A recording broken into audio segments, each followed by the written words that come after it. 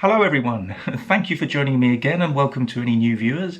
This is To The Point English with Ben. I'm Ben, and in this video I have some fantastic advanced idioms which will be really useful for your speaking, whether it's the speaking paper of the Cambridge English exams or just your speaking in general. And these are idioms that we really use. Now, I sometimes feel that people watch my videos and think, well, this is great, but English speakers don't really use this vocabulary. I promise we do. I wouldn't teach you something that we don't really use in real life. Okay, so let's get started with the first idiom. To make no bones about something. Or often we say simply to make no bones about it. And this means to be frank, to be clear, and to be direct with someone. So it's really telling someone what you really think. So the example sentence is, I'll make no bones about it, I can't stand social media. Okay, so imagine in the exam you're talking about social media, there's a question about how you feel about social media, and you want to be really direct, you don't want to have any confusion, you want to be very clear. I'll make no bones about it, I can't stand social media. Now another way to express the same idea would be to say, I'll make no bones about my dislike of social media. So you can say, I'll make no bones about it, or I'll make no bones about, in this case, my dislike of social media, or you can specify whatever you're making no bones about. So a really nice, useful idiom. And the next one is an expression which has become very popular with young people in recent years. It's kind of grammatically incorrect, but it's okay because it's a fixed expression, we can use it. And it's no-brainer, no-brainer. So if something is a no-brainer, if you're describing something as a no-brainer, it's extremely obvious. It's so obvious that you don't have to use your brain to think about it. The answer is very clear. It's a no-brainer. So the example in this case is, for me, it's a no-brainer. Education should always come first. So again, perhaps in the speaking paper of the exam, you get a question about education, how important it is. And in your opinion, you're saying it's a no-brainer. It's just very obvious. I don't really need to think about it. We don't need to use our brains to think about it. It's a no-brainer. Education should always come first. And the next idiom is really useful for part 2 of the speaking paper, whether you're taking the B2 First, C1 Advanced or C2 Proficiency, because in all of those exams, part 2 is where you have to talk about pictures. And of course, this will be useful for your general English. I don't want you to think that we only use these idioms in exams. You can use them in real life too. But the idiom is much of a muchness. Now again, grammatically, that's not really correct, but it's a fixed expression, so again we can use it, it's perfectly okay. And this basically means very similar. So it's when we're referring to two or more things that have very few differences, so they may look very similar or they have similar qualities or characteristics. So the example sentence, it's difficult to choose one picture for the article, they're all much of a muchness. Okay, so in this case, I'm really thinking of C2 Proficiency, Part 2 speaking task, where often you have to choose one picture for an article or an exhibition or something.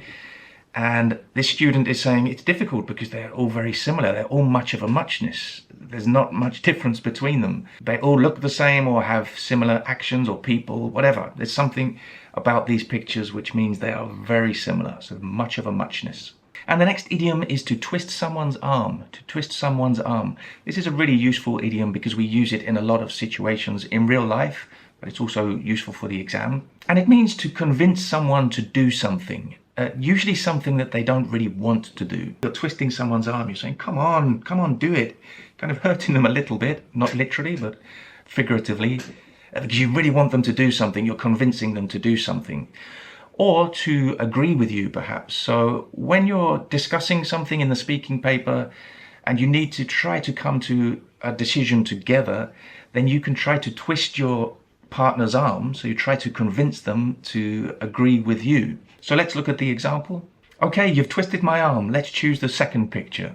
So in this case, it's the person who has been convinced. So your partner has been trying to convince you and you say, okay, you've twisted my arm, you've succeeded in convincing me, let's choose the second picture. Again, I'm thinking of the C2 Proficiency Part 2 task, where you have to choose one picture, but you can use it in the B2 First and C1 Advanced Part 3 task with the spider diagram, where you also have to come to some kind of decision together, or at least you have to go through the process of trying to come to a decision together. And the next idiom is kind of like the opposite to twist someone's arm. and it is to stick to your guns, to stick to your guns. So this means to refuse to change your mind. So when you have an idea, you have a belief or an opinion, and somebody is trying to change your mind, maybe they're trying to twist your arm, but you refuse, you're very resolute, and you say, no, I'm sticking to my guns, I'm not going to change my mind. Okay, so let's look at the example. Yeah, you make some great points, but I'm sticking to my guns. So in this case, this person is recognizing and accepting that the partner has made some good points, but even so, they're not going to change their mind, they're sticking to their guns. And that's fine in the exam. If you don't agree in the end, that's not a problem. As long as you have tried, you have gone through the process of trying to come to some kind of decision together. And the next idiom is to take something as gospel. Take something as gospel. And that means to believe something is true without reservations. Okay, that's important, without reservations. So the example, don't take everything you read on the internet as gospel.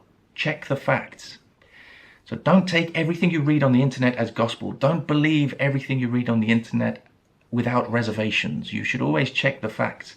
Of course, some things on the internet are true, some things are not true. So you must not take it as gospel. And again, the next idiom is basically the opposite of to take as gospel, and it is to take with a pinch of salt. And this basically means to not believe something completely. So you may believe it a little bit, maybe it has some aspect of truth, but you shouldn't believe it completely. Take it with a pinch of salt. So the example sentence is, you should take Instagram influencers' advice with a pinch of salt. They're not necessarily experts. Okay, hopefully you know that, but yeah, Instagram influencers like to give advice, but often they are promoting products that they're sponsored by, and maybe they're not really experts, they just have a lot of followers. So be sure to take their advice with a pinch of salt. You know, it's not saying to completely ignore their advice, just be careful, don't believe something completely. And the last idiom, it's a really nice one, it's a different or another kettle of fish. So sometimes we say a different kettle of fish, sometimes we say another kettle of fish. And this means something completely different to something previously mentioned. So maybe it's mentioned by you, or maybe it's mentioned by your partner. So maybe your partner says something and you say, that's a different kettle of fish, or maybe you say something and then you say something else, which is a different kettle of fish.